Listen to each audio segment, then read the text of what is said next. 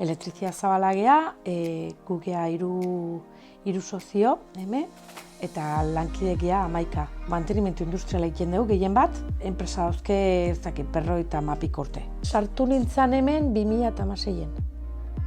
Eta 2017-an eskaini zuten. Aizean pentsatzen errelebo bat ematia.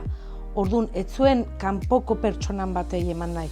Osa nahi zuen, enpresako jendia gelditzea. Luzea intzan, zatiken sozio bat falta entzun, biderdin sozio bat gelditu zen, eta orduan dana arte behize 2019 arte.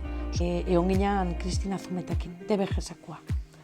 Eta handiken, gero jende gehiago sartu zen gauz guztien, zati aholkularitza asko auki genuen, egia esan, lortu genuen, aurrea jun eta laguntza ona eman da gu hemen egotea gaurko honen.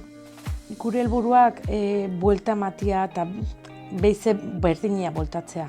Azkenen arazok etxea ematitu zuen.